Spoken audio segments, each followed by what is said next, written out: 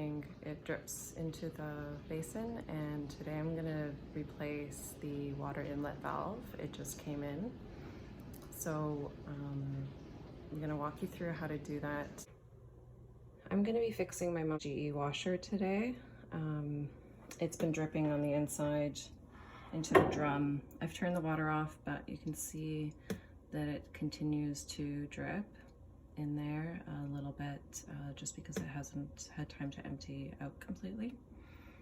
To get the part for this, I just looked at the model number on the inside of the lid. It could be anywhere, and I went on Amazon and found the part there because GE does not sell it anymore.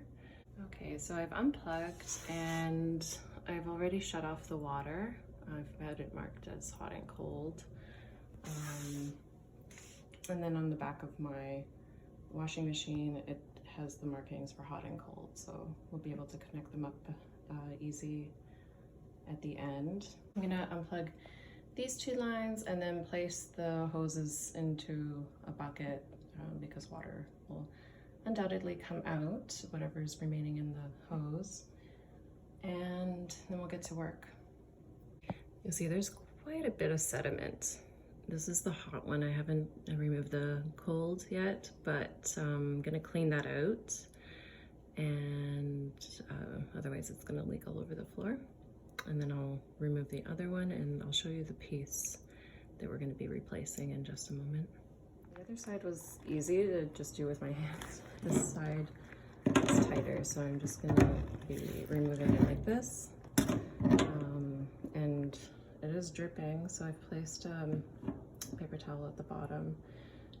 We're gonna be replacing this part, but it is kind of dirty, so I don't really wanna get the place dirtier. Well, dirty, it's clean, I just cleaned it. Okay, so I'm gonna show you the next step. Okay, so now I'm gonna remove this plate. Forgive me at this point. I will list every tool that I use at the beginning of the video, but I really don't know the names of them. So I'm gonna my dad has a whole bunch of tools. So I found this one. It says it's a 1/4 inch, I guess some sort of wrench. So I'm gonna just remove the bolts from here. I think I'm gonna be lucky enough that it's just gonna be this plate that I have to remove, because we're just gonna be getting at the water valve here. So just unscrew all of these and then I'll show you the next step. Okay, so I removed the plate. It's off to the side. It's connected obviously by some wires. So this is the motherboard. So this is, again, a piece that we're gonna be replacing. Okay, so I've undone these two clips. So this one was on here, this one was on here. And then I'm going to remove the screws from the back. If your washing machine is not exactly like mine, it's gonna be a little bit different. But this is how this one is set up. So I'll remove those screws and then we'll see what we do next. Okay, so I've had to remove the screw from here. In order to get that one, I had to remove the screw from here to lift it up a little bit because it was difficult to unwrench it and unscrew it.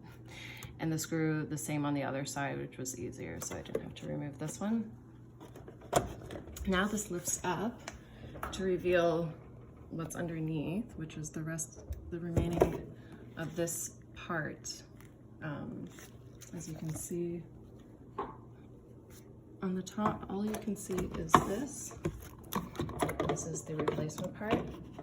So this piece actually goes underneath, and then it comes up on the top like that.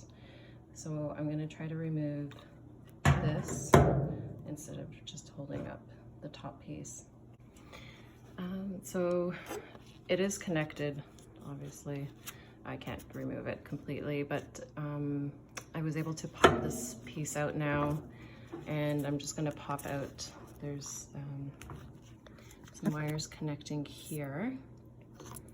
So we're gonna just try to pop this out.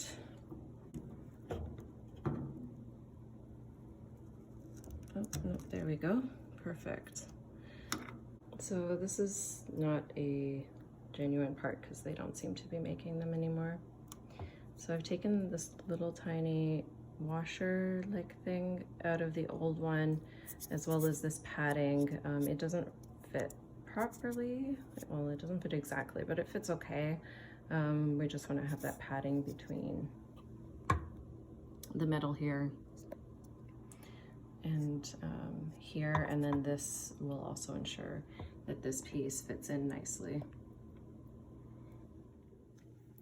Okay, so I put this back in nicely, and it's nice and secure, and that piece is in. I don't really know what it is, but it's some sort of wiring. So now I'm going to just reattach these. You want to make sure that it gets in there nicely. Sorry for the camera moving everywhere. Okay, that's nice. I heard that click.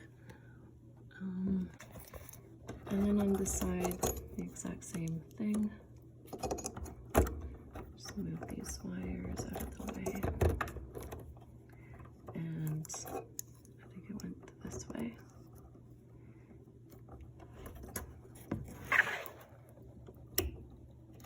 And there we go. And these ones didn't fit in all the way like this one did, so this looks good. So I'm gonna put it back together and then we'll test out and see if this works. So I've placed everything back, put the screws back on, and now I'm going to attach the hose to the hot and the cold water. So I've attached the hot and cold water and I've tightened them up. I've turned on the hot and cold water taps. I'm gonna leave that for a few minutes just to make sure everything is okay before I plug in the power. So I ran it on a speed wash and I left for a little while. I came back now just to check. There's no dripping. Usually this would be full out dripping, and there's no water in the basin at all. So I'm pretty happy about that. I think the problem is now fixed and I don't see any water leaking around the machine. So check for that too, just in case.